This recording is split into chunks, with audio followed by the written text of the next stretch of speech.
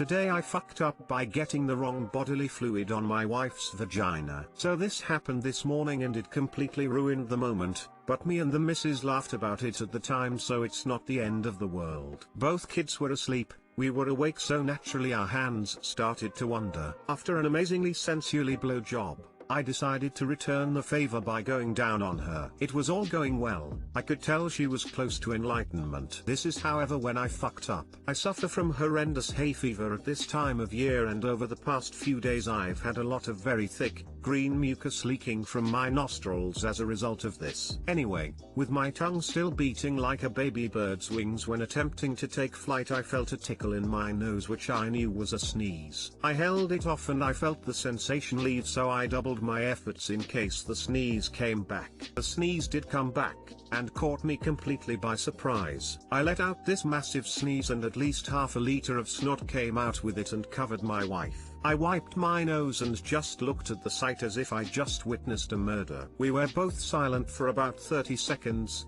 then we burst out laughing. I cleaned her up and accepted I ruined the moment. Don't worry though, she did reach enlightenment with the help of a toy. Too long didn't read, was giving my wife oral and I sneezed cover her vagina in thick green mucus. Edit 1. Poor wording on my part. I did not sneeze into her vagina, I didn't have my nose inside her sniffing out a truffle. My nose was on her pubic region and that is where the snot landed. Edit 2. Thank you to all the keyboard warriors for pointing out the spelling and grammar errors, it is appreciated. Edit 3. For those of you saying it's disgusting, you're absolutely right, it's vile and was not my intention to spew snot all over my wife's pubic area, making it look like Spider-Man had paid her a visit. Edit 4. Thank you all for your concern regarding a possible sinus infection. I have enlarged turbinates in my nasal cavities so mucus and other joyous things can't move through there normally. Mixed with pollen and a slight cold picked up from my son resulted in the green snot. Edit 5. To those who saw the funny side,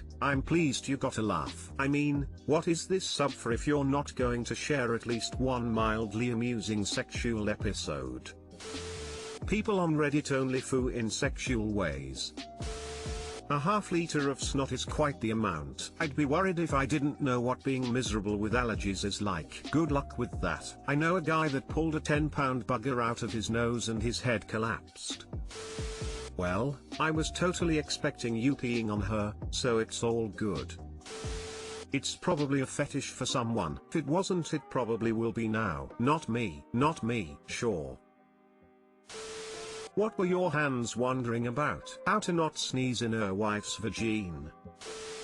Today I fucked up by getting comfortable meowing back at my cat. I have a very vocal cat who will meow back and forth with me and adjust the tone of each of his responses so that it's like having a conversation. I'm pretty sure he wins our arguments by virtue of being fluent in cat speak, but regardless, I've grown accustomed to our routine. Lately, he's taken to sitting in a dark empty closet at the back of my apartment to exercise his vocal range. Good acoustics, who knows? Today is about today I fucked up all day, so I have all my windows wide open. I also decided, because I'm not broiling for once, to go for a run on my treadmill. My cat began his typical meowish warm-ups in his closet, and I did as usual and meowed back at him. I live in a pretty busy area and, like I said, it's about a day I fucked up all day. The many strangers who were out and about very likely could not have heard my cat from his distant hidey hole. What they could see and hear, however, was a lady running on a treadmill and meowing,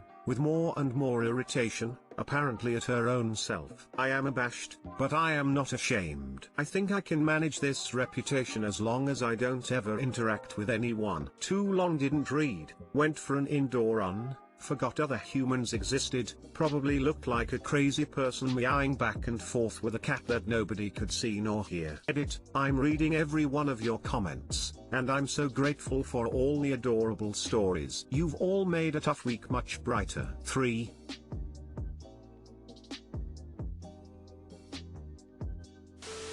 We've all been somewhere similar. One of our cats follows me in the bathroom and meows at me until I turn on the sink. If I don't do it right away, he sits on the counter and keeps meowing, each time getting angrier, and I do it right back. He doesn't pay the water bill, he can't tell me what to do. Except he does, because it always gets turned on in the long run. One of the houses down the street from us has an outdoor cat, and it comes if you meow at it. I'm sure they think I'm crazy when I stop in front of their house and just start meowing. Lol, this reminds me of the time I was at my girlfriend's apartment on the second floor balcony. One of the groundskeepers was yelling at my girlfriend's cat for some reason. She yelled right back at the guy, "Hey, don't you yell at my cat, he pays rent." It was true in a way. The apartment complex charged extra each month for pets. The groundskeeper scurried off without further incident. Cats like that are awesome. I find it cool that you can figure out what they are telling you instantly just by their tones of voice. "Hey, you're back home. Give me food now. I'm bored. Give me attention now. Hey, I know it's midnight, but check out this mouse I just killed." Haha, yes. My cat knows exactly how to meow so that I panic thinking something's wrong, when he really just would very much like a treat, please and thanks. People not meowing back at their cats are psychopaths. Non-cat people simply do not understand the foreign language which we now speak. I do the same another commenter does. I just talk to them back as if I know what they're saying. Meow, oh, hey, how was your day? Meow, oh really? That sounds cool. Meow, I had a good day at work, thank you for asking, and so on. Lol. I do this, too. I've heard the more you talk back to your cats, the more vocal they will be with you. I don't know if this is true, but my newest cat went from being the most silent cat I've ever known to being too insanely chatty. It's adorable. Smile. Today I fucked up by babysitting two 7-year-old girls. I'm not a babysitter. I'm an 18-year-old guy, and I'm really not all that good with kids. I can usually manage boys when the task is dropped on me, because they'll ask to shoot Nerf guns or play Mario Kart, which I'm good at. This time though, some family friends came over with their two 7-year-old girls. Normally the task of taking care of them would fall to my older sister, who is great with kids. However, she is in a different country for college. I'm sitting in my room playing a tank combat game when these two girls and their dad rush into my room. The dad asks me if I can look after them while they go get drinks with my parents. I accept, of course, but have no idea what the hell I'm going to do. Also, I'll throw in I'm not getting paid for this. So they mill around the house, doing small things and using old toys, but nothing seems to grab their attention for more than 5 to 10 minutes. Finally one of them asks, "What were you playing when we got here?" I mentioned the tank combat game, expecting nothing, but both of them jumped on the idea. I got my laptop, plugged it into the TV, and told them the basic controls. They weren't good at it, but became super invested, screaming, laughing, shooting away, asking if there are bigger guns, bigger tanks, and having a good time. Their desire to destroy was insatiable. When they ran out of targets, they would scream for more. When the ammo was out, they would ask for more to keep shooting. It was the only thing they did for longer than 15 minutes. Eventually it was time for them and their parents to go, so I took them upstairs to leave, where they immediately rushed to their parents, all excited. "Dad, we blew up so many guys. I blew up like 10 tanks. Shot so many of them." I could see the confusion and life drain from the dad's face as he looked over at me. I kinda just shrugged and told him how they wanted to do it, and who was I to deny children the experience of blowing up Nazis. Too long didn't read. Couldn't figure out how to entertain two 7-year-old girls. They find a tank combat video game and become filled with an insatiable bloodlust and desire to destroy, which didn't paint me in a great light to their parents. Edit, after a text to them, the dad was not angry at me, just confused. I asked about it and apparently I'm their favorite now, so maybe less of a fuck up than I thought.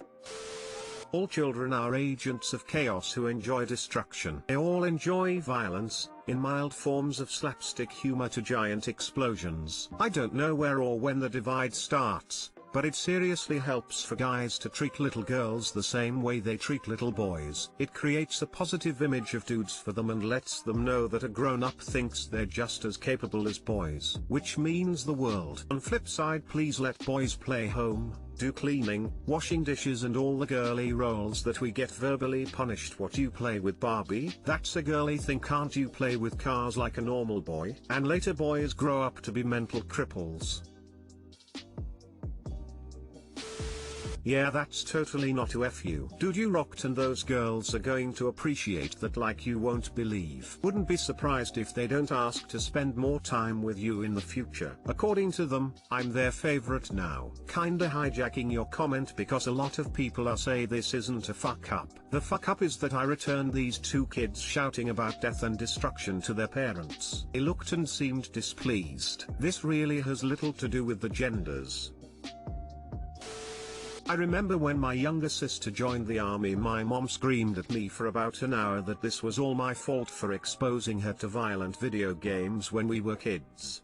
So yeah, that was fun. If only video games hadn't been invented, then violence would have never been a thing. It's sad we had to invent games. Frown.